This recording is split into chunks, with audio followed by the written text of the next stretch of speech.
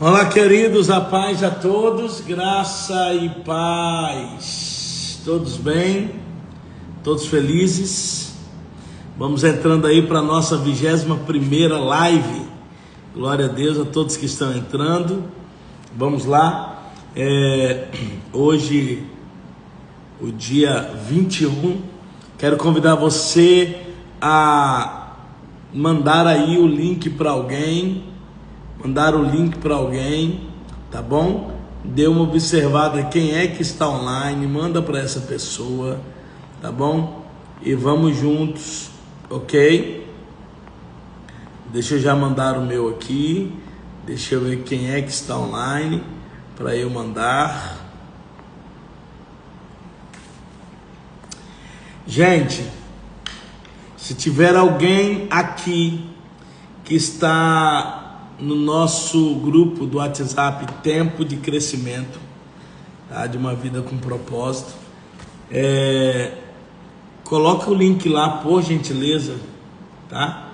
Coloque o link lá, por gentileza, para que eles possam participar também, tá? Gente, vamos lá. Hoje, terça-feira, é um dia bem cansativo, é um dia exausto, mas nós estamos firmes, tá bom? Então vamos lá, protegendo sua igreja. Gente, esse tema é muito relevante, é muito interessante, porque às vezes a gente, como assim proteger a igreja?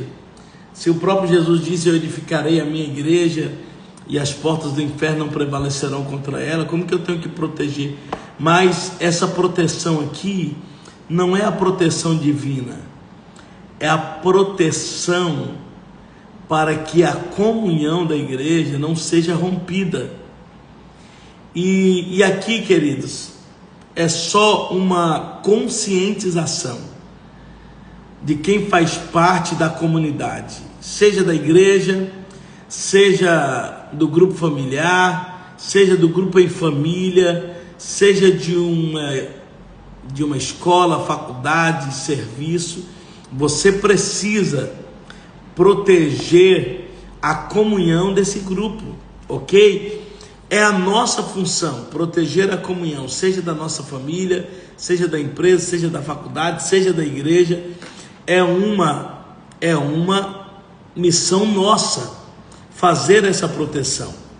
Percebe que o pastor Henrique, ele diz que a unidade é a alma da comunhão. Olha que forte isso. A unidade é a alma da comunhão. Se destruir a comunhão, assim você vai estar removendo o coração do corpo de Cristo. Então eu não vou fazer parte de um grupo que destrói a comunhão dentro da igreja.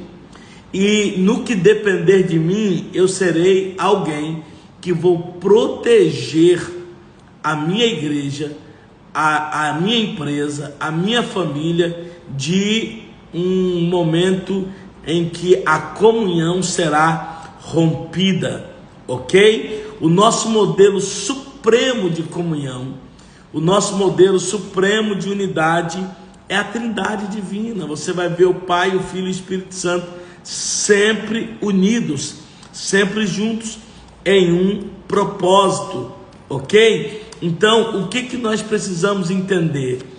Deus nos chama para vivermos em comunhão, em unidade, seja na nossa igreja, seja na empresa, seja em família, em qual comunidade for que você estiver, você precisa ser esse agente para que a comunhão seja estabelecida.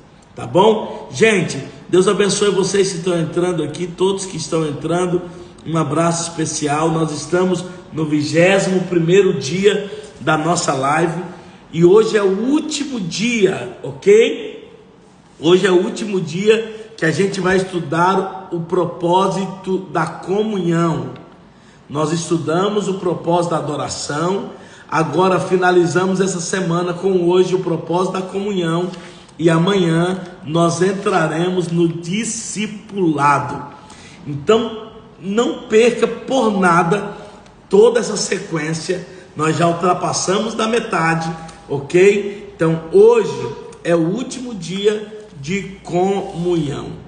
Olha o versículo que a Bíblia diz: façam todo o esforço.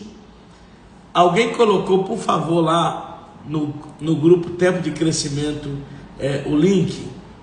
Alguém coloca, por gentileza. Por gentileza. Tem alguém aqui que está no grupo, por favor. Olha só. Façam todo o esforço para conservar a unidade do Espírito, pelo vínculo da paz. Como fazer isso? Como eu vou fazer para me esforçar para conservar essa unidade do Espírito? Aí a Bíblia vai nos dar algumas orientações. E eu queria que você se atentasse a essas orientações. Primeira, concentre-se no que temos em comum e não nas diferenças. Eu preciso entender. A minha concentração será naquilo que nós temos em comum e jamais nas diferenças. Como fiéis, nós compartilhamos várias coisas em comuns. Como irmãos em Cristo, família espiritual, tem muitas coisas em comum. Nós compartilhamos, o mesmo Senhor, o mesmo corpo, o mesmo propósito, o mesmo Pai, o mesmo Espírito, a mesma esperança, a mesma fé, o mesmo batismo, o mesmo amor, a mesma salvação, a mesma vida para o futuro. Então existem tantas coisas que a gente tem em comum e que eu preciso concentrar nisso para proteger a comunhão na nossa comunidade, na nossa igreja. E eu não vou gastar tempo e nem energia naquilo que é diferença, porque existe uma frase, eu falo sempre ela: o que nos une é muito maior do que aquilo que nos separa. Existe algo em comum que nos une: a cruz de Cristo, o amor de Cristo, o sacrifício de Cristo. E isso que nos une é muito maior do que aquilo que nos separa. Deus escolheu você, Deus escolheu a mim, e Ele nos dotou de personalidades diferentes, raças, preferências, formações.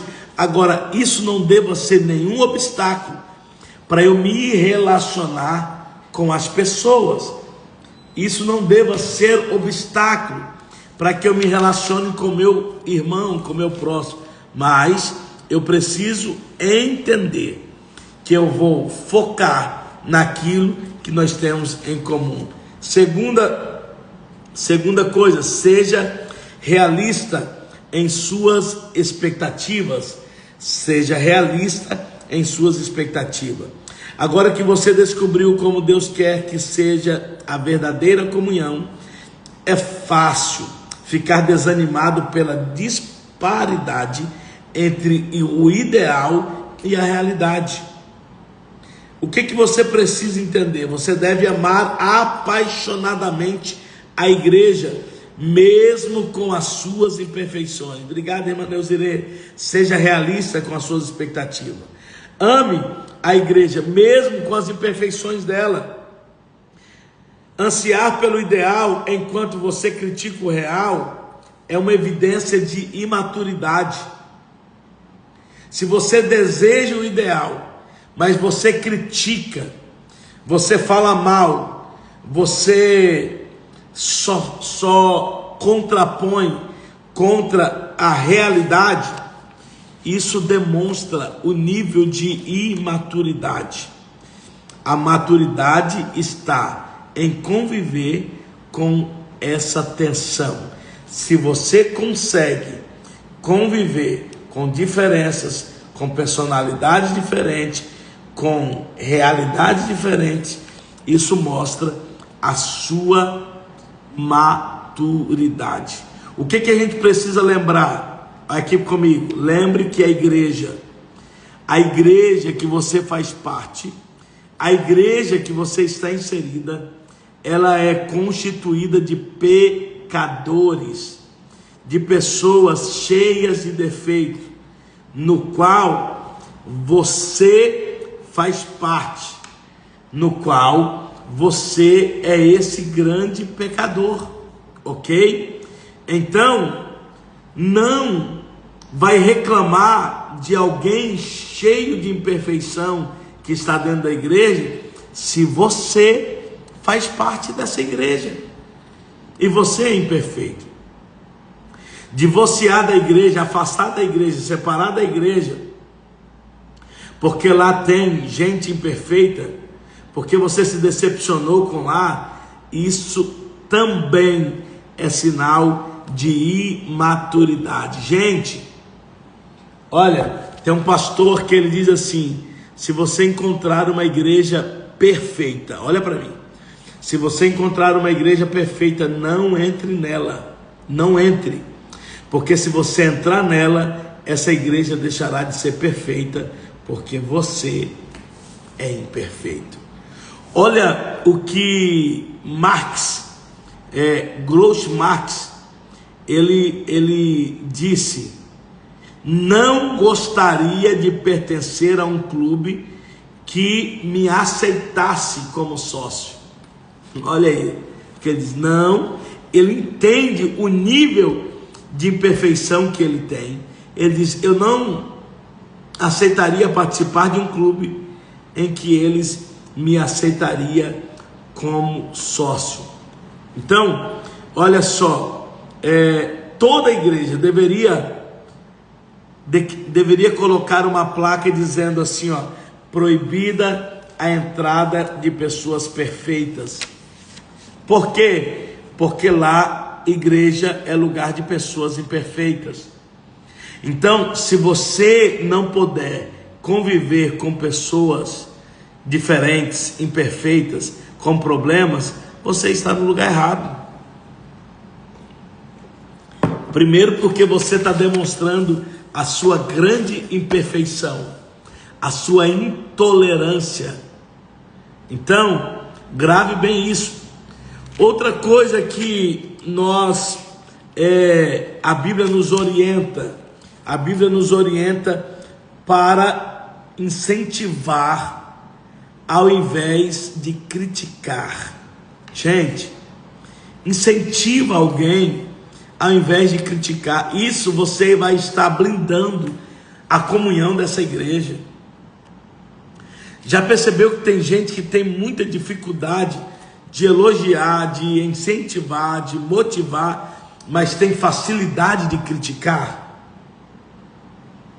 Ele facilmente, ele tem pedras na mão, facilmente, mas dificilmente ele vai elogiar, dificilmente ele vai motivar, incentivar alguém. Gente, escute isso, você quer viver em um lugar com comunhão, e você quer proteger essa comunhão, faça isso, incentive as pessoas. Gente, se eu não puder incentivar, se eu não puder motivar quem faz parte do meu grupo, criticar eu não vou. Olha o exemplo de Jesus, quando ele escreve as 7 igrejas da Ásia. Antes dele fazer crítica, ele elogia as 7 igrejas.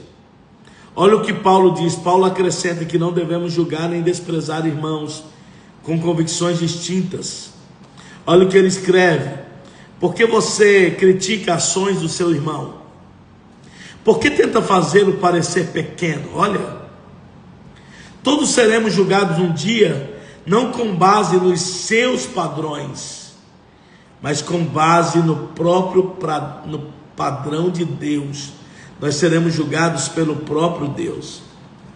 Então preste atenção, sempre que você julga alguém, sempre que eu julgo um irmão, eu apresento 4 coisas, ou 4 coisas acontecem instantaneamente. Primeiro, eu perco a minha comunhão com Deus. Eu julguei o irmão, automaticamente eu perco a minha comunhão com Deus. Então, por favor, não julgue ninguém. Segundo, exponho o meu orgulho. Quando eu julgo alguém, primeiro, eu perco a comunhão com Deus.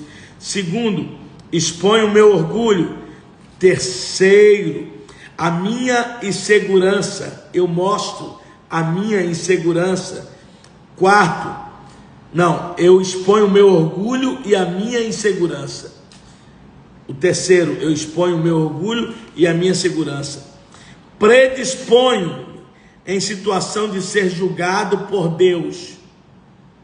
Eu me coloco à disposição de ser julgado por Deus, porque se eu estou julgando meu irmão. E quarto, prejudico a comunhão da minha igreja. Gente, preste atenção, tanto que é sério isso. A partir do momento que você decide julgar alguém, apontar o dedo para julgar, primeiro você perde a comunhão com Deus, depois você expõe o seu orgulho e a sua insegurança, depois você está disposto a ser julgado por Deus, e depois você vai prejudicar a comunhão da sua igreja. Não faça isso. Olha aqui, a Bíblia vai dizer que nós temos alguém que nos acusa. O nosso acusador é o diabo.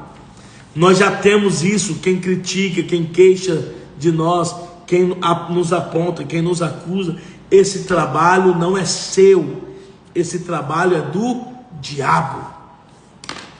Outra orientação. Falamos um pouquinho ontem sobre isso. Recuse dar ouvidos à fofoca. Recuse dar ouvidos à fofoca. Gente, fofocar é transmitir informação quando você não é parte do problema e nem solução. Olha aqui para mim. Você já fofocou de você mesmo? Você já falou mal de você mesmo? Porque fofocar não é elogiar. Fofocar é falar mal. Você já fofocou? Experimente fofocar de você mesmo. Experimente falar mal de você mesmo. A fofoca é uma destruição.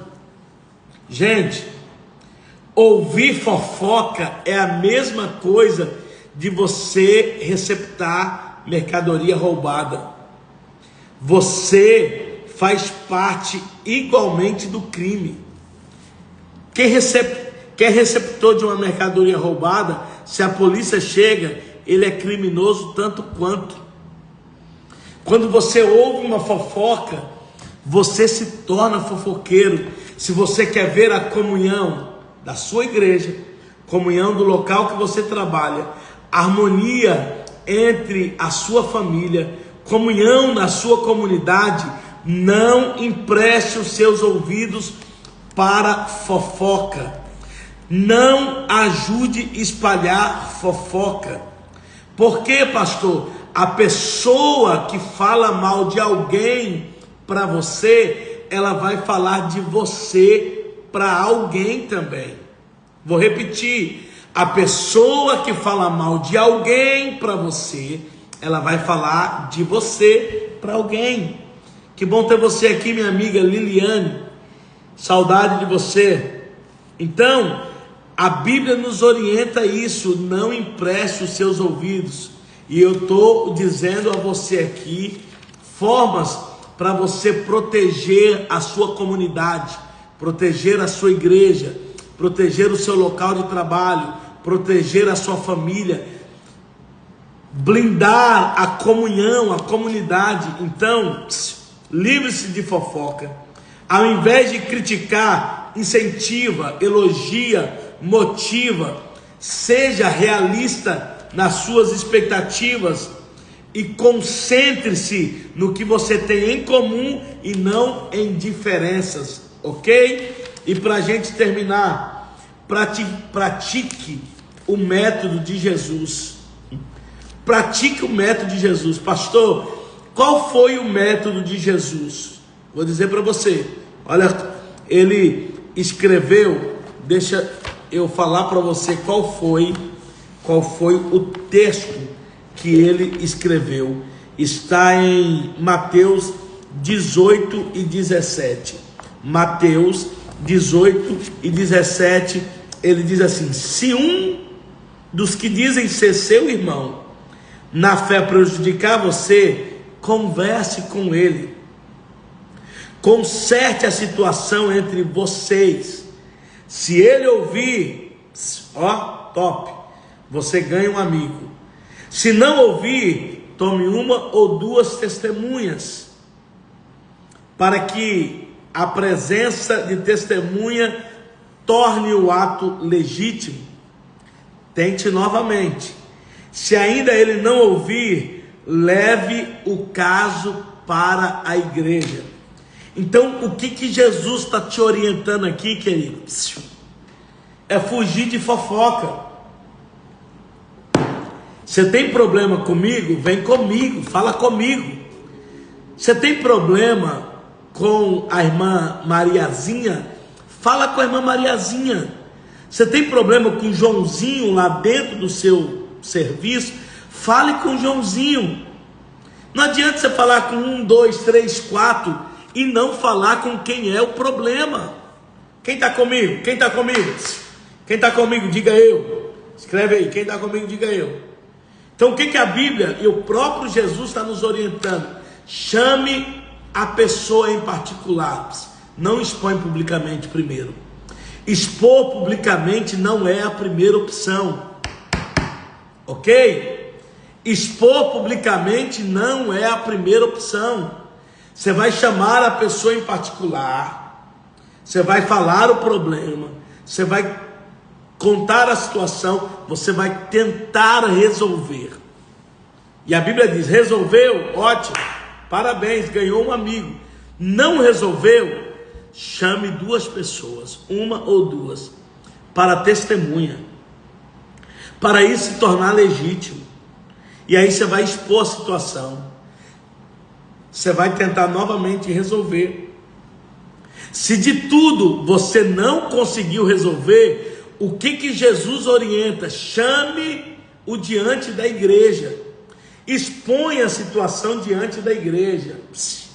Mas preste atenção, antes de expor diante da igreja, a primeira opção que Jesus te dá é: chame essa pessoa em particular, converse com essa pessoa, tenta resolver o problema com a pessoa. Não vai falar para A, para B, para C, não vai expor, contar para a torcida do Flamengo, não vai colocar em redes sociais, não, nada disso. Vai tentar resolver o problema com a pessoa. A última orientação bíblica para que a gente mantenha paz no ambiente, comunhão no ambiente, na comunidade, na igreja, na empresa, na família: apoie o seu pastor e os seus líderes. Se você leve isso aqui para dentro da empresa, apoie o seu patrão, apoie o seu gerente. Se é para o ambiente familiar, apoie o sacerdote da casa, o líder da casa. É na igreja, apoie o seu pastor, apoie o seu líder. Nunca vai ter um líder perfeito, porque o líder, o pastor também é ser humano, é cheio de erros, é cheio de falhas. Mas entenda, Deus concede aos pastores, aos líderes, responsabilidades e autoridades para manter a unidade da igreja. Então, preste atenção, sempre você vai estar sendo suporte, apoio. Apoiar é ser suporte para os seus líderes. A Bíblia é clara sobre a maneira como a qual devemos nos relacionar com os que servem. Olha o que é que a Bíblia diz: sejam obedientes aos seus pastores, ouçam o conselho deles, eles estão atentos à condição da vida de vocês e trabalham sob a estrita supervisão de Deus. Contribuam para a liderança deles, sejam alegres, não penosa, para que torne as coisas mais difíceis. Não torne a situação mais difícil. Apoie, seja um apoiador, seja obediente, não gere conflitos, não gere problemas, não gere intrigas, ok? Seja alguém fácil para carregar. Então nós terminamos hoje do livro Uma Vida com Propósito, o segundo propósito desse livro, que é comunhão. Foram 7 dias, todos os dias falando sobre comunhão, e a partir de amanhã a gente começa falando sobre discipulado, criado para se tornar semelhante a Cristo. Escute, você foi criado para se tornar semelhante a Cristo. E eu quero louvar a Deus pela vida de todos que estiveram conosco aqui durante todos esses 21 dias. Não vamos perder. Amanhã essa live vai continuar salva. Ela vai estar no canal do YouTube, no meu canal do YouTube, e você pode rever ela novamente. Pensando sobre o meu propósito de vida, tema para reflexão: tenho a responsabilidade de proteger a unidade da minha igreja. O versículo para memorizar: portanto, concentremos-nos nas coisas que contribuem para a harmonia. Pergunta para meditar: o que estou fazendo pessoalmente para proteger a unidade da minha família, da minha igreja, da minha empresa, da escola que eu faço parte? O que eu estou fazendo para contribuir? Amém? Gente, Deus abençoe. Um beijo no seu coração. Finalizamos aqui mais uma semana e amanhã continuamos firmes no propósito. Deus, eu oro pela vida de todos que estão aqui nessa live, pedindo a tua bênção, a tua paz e a tua proteção. Nos ajude a vivermos em comunhão.